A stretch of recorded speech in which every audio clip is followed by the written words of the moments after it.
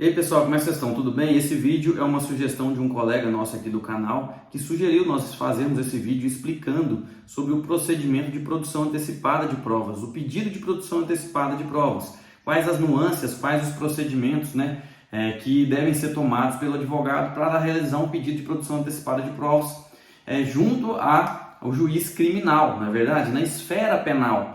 Tá bom? Então, se vocês gostam desse tipo de conteúdo, se vocês gostam desse tipo de vídeo explicativo sobre questões práticas, questões teóricas envolvendo a advocacia criminal, deixa nos comentários aí e, se possível, deixa um gostinho também. Isso vai contribuir bastante para eu poder produzir mais conteúdo aqui para vocês, tá bom? É isso aí. Então, vamos lá. A produção antecipada de provas, ela pode acontecer no processo penal. Isso tem lá previsão no 366, tem previsão no artigo 156 também do CPP, e pode acontecer sim. Só que não existe no processo penal nenhuma norma, nenhum artigo estabelecendo qual é o procedimento adequado para isso, tá bom? Então nós temos que nos socorrer do processo civil. E lá no artigo 381 do processo civil vai ficar estabelecido que essa é uma ação autônoma, uma ação cautelar autônoma. Portanto, você, na condição de advogado criminalista, ao solicitar para o juiz uma produção de prova antecipada,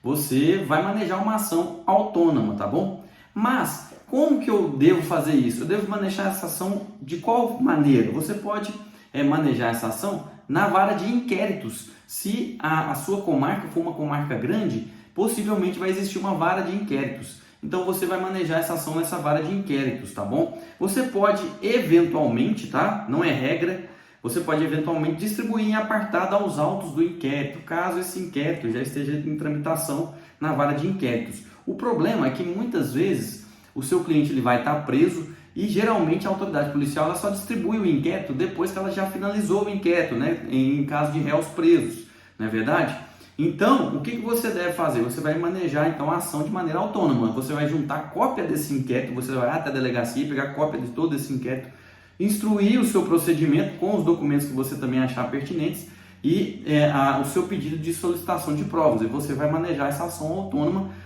utilizando o CPC, tá bom? Mas é claro, você vai se valer para fundamentar o seu pedido dos nossos princípios fundamentais, que é o princípio da presunção de inocência, da dignidade da pessoa humana, o princípio do devido processo legal, o princípio do contraditório, da ampla defesa, o princípio processual penal, da paridade de armas, tá certo?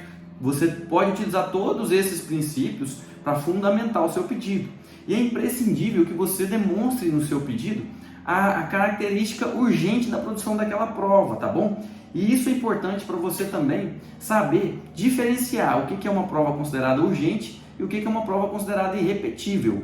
O que é uma prova considerada urgente? É aquela prova que ela corre o risco de perecimento com o passar do tempo. Quer um exemplo? Por exemplo, imagens de circuito interno de TV. Nós sabemos que essas imagens geralmente elas são substituídas ao longo do passar de um tempo. Então ela é uma prova urgente, ela pode perecer com o passar do tempo. Outra prova urgente também é uma testemunha, uma prova testemunhal de uma testemunha que está convalescendo ali de um grave problema de saúde e pode vir a óbito antes da instrução processual. Isso também é uma prova urgente. Uma prova irrepetível é uma prova que só pode ser realizada uma única vez.